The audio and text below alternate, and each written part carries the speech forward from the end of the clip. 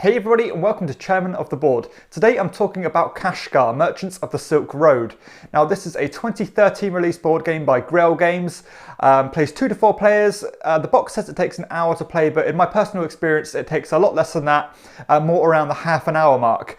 The idea of the game is you are racing to get to 25 points. You're going to get to points by fulfilling contracts, by collecting spices and then cashing them in to fulfill those contracts.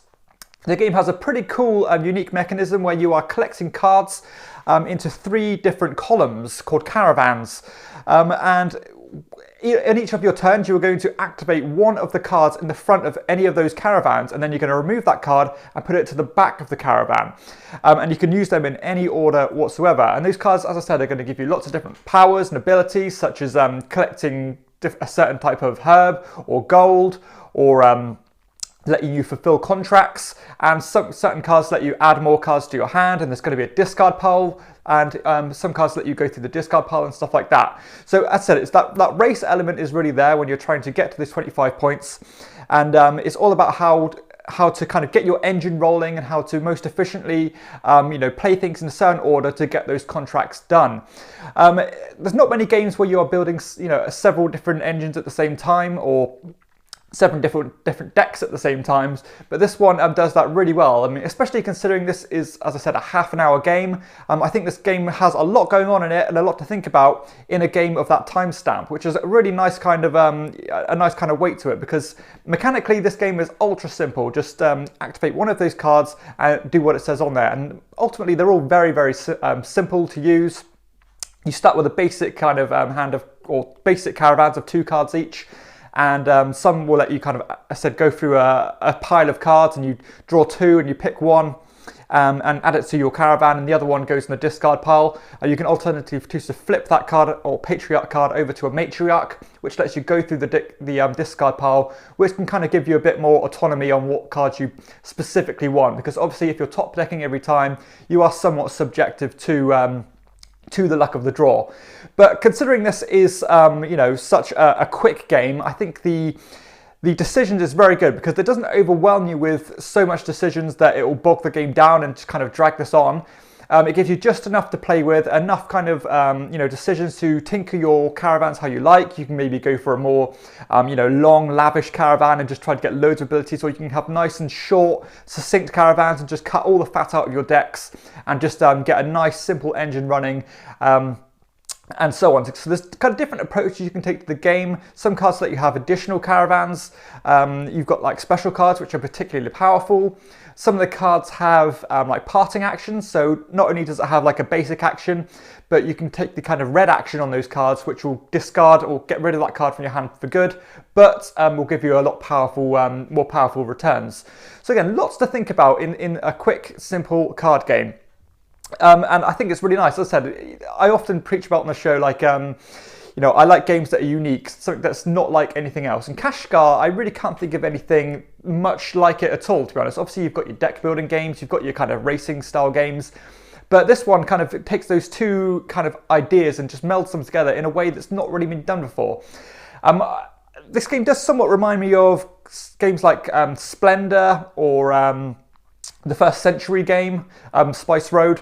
But it kind of takes that kind of simple idea and kind of maybe takes it a step higher, but still keeping the simple mechanisms. But you've got that the whole idea of the whole engine building going on, or to an extra degree than you haven't got on those other games. So I do really like that. I think the idea of that, having those thoughts in such a short game, is a really nice place on any game shelf, because I like Euro games, and often Euro games take about an hour and a half to play, or even more. But this one, as I said, you can get it done in half an hour, so it does have that really nice niche.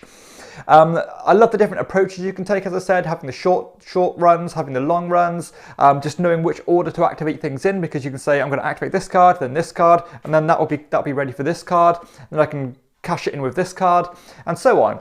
So it's a really nice idea, and just a really cool, fresh approach to these style of games. And considering this game is, from 2013, it does still feel very fresh. Now, this was, I think when it was originally published, it went out of print pretty quickly and you couldn't get an English version, but I think in the last couple of years it has been reprinted, and so it is readily available now. And something that does surprise me about this game is that it's not even ranked in the top 1,000 games on Board Game Geek, which is ultra surprising because this is a really well-designed game, and I'll be I'm really surprised it's not higher. I think it's probably because it's kind of flown under the radar. There's not that many people aware of it. But yeah, it's a rock solid game in the way it plays. The time investment, as I said, is fantastic, especially in terms of downtime. There's literally no downtime in this game whatsoever. Turns really do fly by rapidly. And as I said, you're never going to have much time to get bored and bogged down by other players' decisions because they're all pretty snappy, pretty simple. And again, there's no downtime there at all. And housekeeping as well, no issue, because you're just going to take a card and just keep putting it behind, accumulate more cards, but there's next to no housekeeping whatsoever, which is really nice. Replayability wise as well, there's a ton of cards in that deck, which you're not going to see them all every game. Every time you're going to get a different array of cards. You can take different approaches, you're going to get different cards together. And so yeah, some really nice synergies there and lots of things to explore in terms of replayability. So that's really nice. Player interaction wise, there are different elements to the game which can kind of leech off other players and stuff. So certain cards might say take a certain type of spice and increase it to the number of another player's board.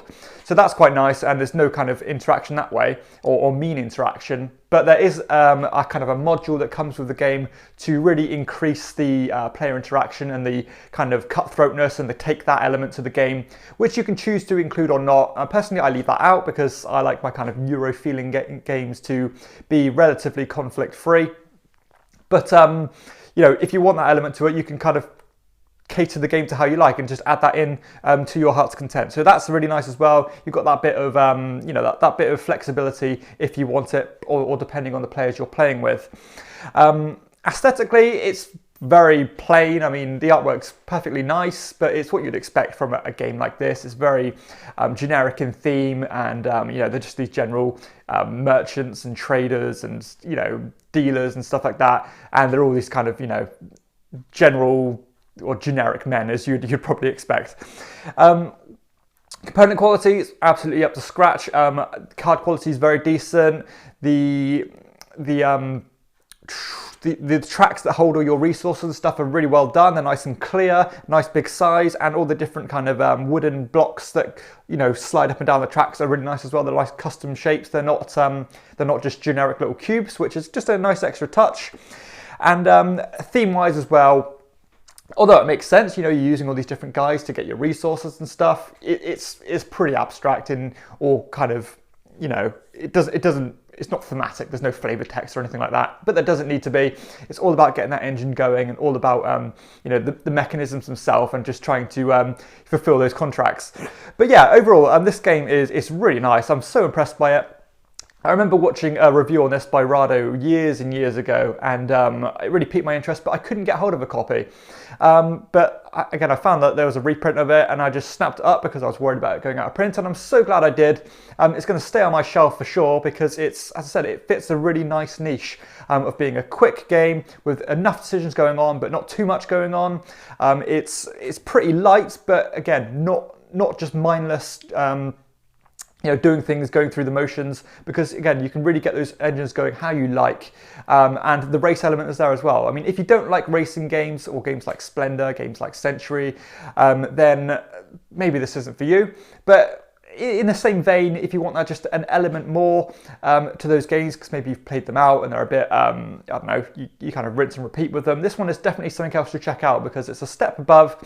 And again, every time the game is going to be a bit different based on the cards that you draw.